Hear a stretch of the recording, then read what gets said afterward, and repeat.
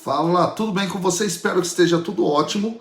Nós estamos agora diante de um texto maravilhoso. Estamos na 27ª semana do Tempo Comum, texto tirado de Lucas, capítulo 10, versículos de 38 a 42.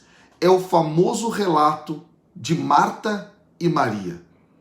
Esse texto tem coisas espetaculares, pérolas belíssimas, para que a gente possa extrair e ver na nossa vida, de forma muito mais concreta, aquilo que é a vontade de Deus para a nossa história. Mas antes, eu quero pedir que você, nesse momento, possa curtir, compartilhar, marcar as pessoas, divulgar, comentando aqui embaixo nesse vídeo, porque isso ajuda, faz com que o nosso vídeo seja mostrado para mais pessoas. Então, faça isso, nos ajude a espalhar a Bíblia. Está preparado? Vamos então mergulhar na palavra de Deus. A primeira coisa que nós precisamos compreender é que esse texto, ele é exclusivo de Lucas. Ele não tem qualquer paralelo em outro evangelho, nem mesmo nos sinóticos, no caso então Marcos e Mateus, nem mesmo também em João. Agora, há um detalhe interessante. Os nomes Marta e Maria vão aparecer no Evangelho de João e vai ser agregado à família um nome outro, que é o de Lázaro. Lázaro vai ser irmão de ambas, ok? Mas é um dado interessante isso aqui. Lucas não faz referência a Lázaro, tá? E não faz também referência ao nome da cidade onde Jesus se encontrava. Lá em João existe a menção, é Betânia o local, ok? Bom, isso chama a atenção. Mas há um outro detalhe que chama muita atenção. Até antes da gente poder mergulhar no próprio texto, é necessário compreender o contexto literário onde esse relato se insere. O que tem antes? Antes, a gente encontra, lá em Lucas, a parábola que é muito forte, que também só tem em Lucas, que é a parábola do bom samaritano. E lá na parábola do bom samaritano é mostrado o seguinte, que aqueles homens que iam de Jerusalém e passavam, não é, naquela estrada onde estava aquele homem jogado, eles eram homens religiosos. Eles eram pessoas que faziam seus cultos no templo, que realizavam práticas de adoração a Deus, ok? Isso é muito importante. Eles eram, portanto, pessoas que viviam à risca a lei, colocavam em prática a Torá. E muitas vezes faziam isso de forma até mesmo de tal modo exagerada que deixavam de ajudar as pessoas. Exatamente. Colocavam a lei acima, muitas vezes, da vida e da parte principal, que é o amor ao próximo. Tá claro isso? Então esse é o contexto. É dentro disso que o evangelista Lucas, então, coloca o relato de Marta e Maria. Vamos entender o texto.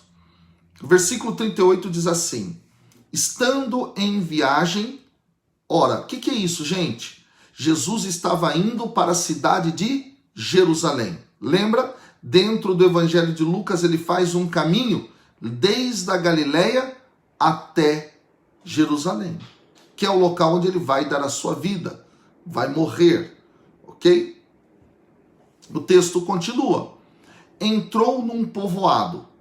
Aqui, como eu havia dito, né, parece ser Betânia, que não fica muito longe de Jerusalém, fica muito próximo dessa cidade, fica muito próximo da capital, tá?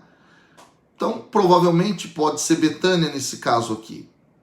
E certa mulher chamada Marta recebeu-o em sua casa. Ora, aqui duas informações fundamentais. O nome Marta pode ser que a raiz seja, dentro do aramaico, mar, e mar significa senhor, e Marta seria senhora. Aqui há um negócio interessante, gente. Quer se destacar, então, Marta como uma mulher que, de algum modo, se garante por si mesma. E tanto é assim que o texto diz que o Senhor foi recebido em sua casa. Ora, Marta parece ser aquela que é a dona da casa. Marta parece ser aquela que gere toda a casa. O Senhor foi recebido na casa dela, não fala na casa deles. Deles, no caso, ou delas, se colocasse Maria dentro desse negócio todo. Tá claro isso? Então aqui há algo muito interessante aqui. Marta é mostrada então como uma mulher forte. Marta é mostrada como senhora. E o texto avança. Sua irmã, chamada Maria, ficou sentada, diz o texto, aos pés do Senhor. Essa expressão que diz sentada aos pés do Senhor é, dentro da tradição bíblica e sobretudo dentro da tradição lucana, o gesto de alguém que tem intimidade e é uma postura de discípulo. É isso mesmo. Quando nós olhamos para o texto de Lucas Atos, nós encontramos várias vezes essa expressão. E ela denota também o fato de que quem está sentado aos pés é alguém que reconhece a autoridade do outro.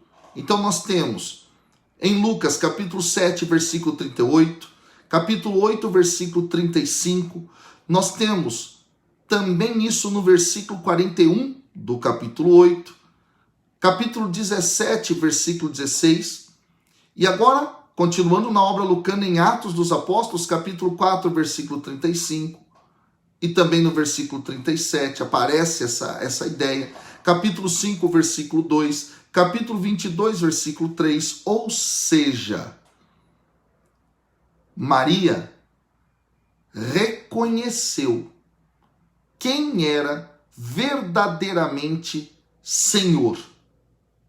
Era Jesus, não Marta. Era o Senhor Jesus. E esse é um dado muito interessante. Além disso, é muito bonito quando nós estudamos os evangelhos olhando para a tradição judaica, olhando para a tradição rabínica. Existe um grande texto chamado Pirkei Avot, que trabalha dentro do judaísmo o ensinamento dos grandes pais, dos grandes rabinos aos seus pupilos, aos seus filhos. E lá no Pirkei Avot, no número capítulo 1, no versículo 4, se a gente pode chamar dessa forma a referência, é dito assim: deixe a sua casa ser um local para os sábios. Olha isso. E diz assim: e se sente mesmo no meio da poeira aos seus pés, e beba suas palavras com sede. Uau! Marta não fez isso. Quem fez essa experiência de não limpar a casa, se preocupar com aquilo que vai ser mais fundamental, que é beber das palavras do sábio com sede? Maria faz isso. Enquanto Marta trabalha, Maria faz isso. Olha que dado bonito. E o texto continua. No versículo 40, Marta estava ocupada pelo serviço. No grego, algo interessante que nós precisamos saber aqui. O ocupada em grego tem um sentido muito profundo. Vamos ler o texto em grego. re demartá perispató peripolen diaconiam. Aquilo que o texto em português na Bíblia de Jerusalém traduz como ocupada, perispató em grego, significa muito mais do que estar ocupada.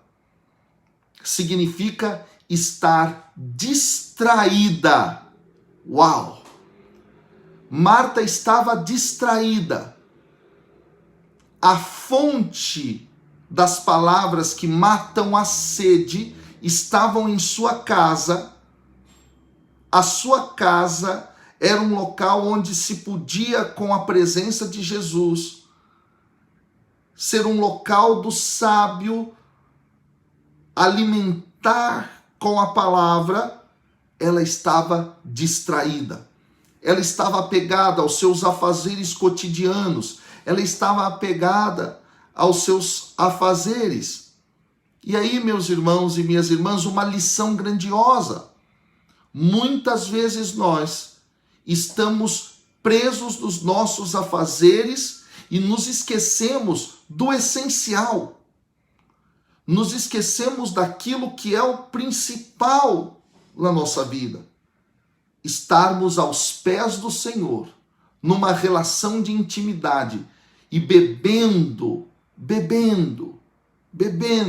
as palavras como alguém que tem sede.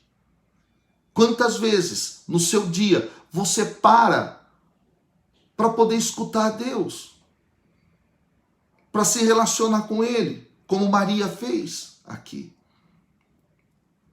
Aí, meu irmão e minha irmã, há uma grande lição para nós. E por que esse texto tem relação, agora a gente entende, com aquilo que está antes dele, que é o texto do bom samaritano. Porque muitas vezes nós nos pegamos numa relação com Deus, na qual nós simplesmente realizamos atos dentro da nossa tradição religiosa, nas celebrações, nos encontros, realizando serviços pastorais, mas não vivemos o essencial. Aqueles homens que estavam na estrada de Jerusalém não viviam o essencial, eles viviam aquilo que era o culto no seu cotidiano. Mas esse culto não os transformava, não mudava o seu coração.